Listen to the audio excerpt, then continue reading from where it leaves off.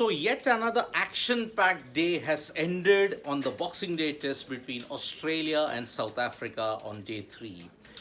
Australia hold a decisive advantage thanks to David Warner's historic double hundred and also Alex Carey finally stepping up and scoring a brilliant century.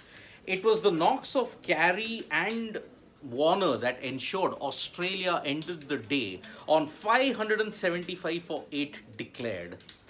In response, Australia, two bowlers short, they have managed to price out Dean Elgar very cheaply. And that is why Elgar has fallen for 0 and South Africa have ended the day on 15 for 1. So essentially, if you have to look at it, South Africa were bowled out for 189 in their first innings, which was a disaster thanks to Cameron Green's 5-wicket haul. On top of that, Australia have piled on a lead of 386 runs. And at the close, the Proteas are 15 for 1.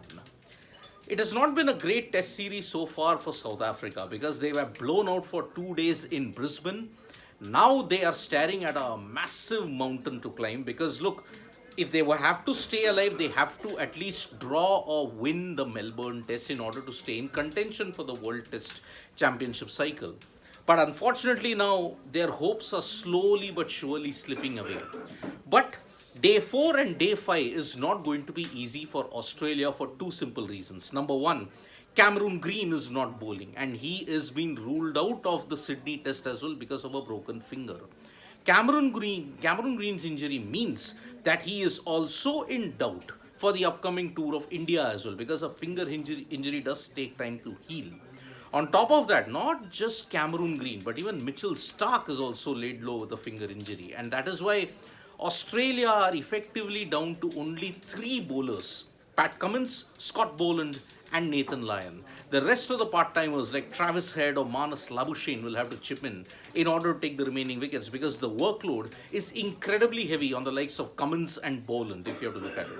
Starc did bowl a couple of overs, but he was in visible discomfort. So that is why whether he takes part in the Sydney Test also remains to be seen. So let me just sum up what has been a very, very action-packed 3 days so far. South Africa bowled out for 189 with Cameron Green taking 5 wickets, and remarkably for 7 consecutive innings now on the trot, South Africa have failed to cross 200. That is a very worrying sign that does not hold them good at this point in time in the World Test Championship contest. Then Australia, David Warner, what a redemption story for him. After being declined the chance to captain Australia because the code of ethics did not allow him to, he responds with a 200 in his 100th test. A simply sublime tribute to the fighter who never gives up. That is David Warner for you. He had a great partnership with Steve Smith, who looked good for a century but unfortunately fell for 85. Then Alex Carey chipped in with a brilliant century and he was well supported by the injured Cameron Green. The tail ensured that Australia got to 575 for 8, a lead of 386. South Africa, though, will be determined to ensure that it do not suffer yet another innings defeat. Because remember, even in England and now against Australia, they have found wanting. The batting in particular has been very, very wobbly and shaky. Cummins got the wicket of Elgar, and at stumps now they are 15 for 1. Whether South Africa will put up a fight on day 4 and extend the test into day 5 remains to be seen, because traditionally South Africa have a good record in Melbourne. They have not lost that frequently there. The last time they lost was in 2005, but they won in 2008 and they have held their own since then. So there is one question that is Australia most dominating team at home in the world now? Well, every team is dominating at home at this point in time, Shobh. I mean, the likes of England dominate at home, and yes, although they drew 2-2 to India, but they didn't lose that series. So Australia are dominant at this point in time, and remember, if they win the series 3-0, even if they lose 4-0 to India here when they tour in February, March, it does not make a difference. They will qualify for the World Test Championship final in June. So that is the current situation. South Africa are trailing by 371 runs. Will they make Australia bat again? Will the test end tomorrow, or will the Proteas take it to day 5?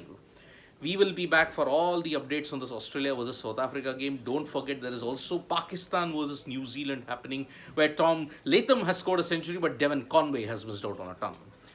Subscribe to Sports Today for all the latest news and analysis. Press that bell icon, and also don't forget to like us on Facebook, Twitter, and Instagram. And don't forget to download the SportsTalk mobile app. That's where you will get all the information, all the highlights as well. Thank you.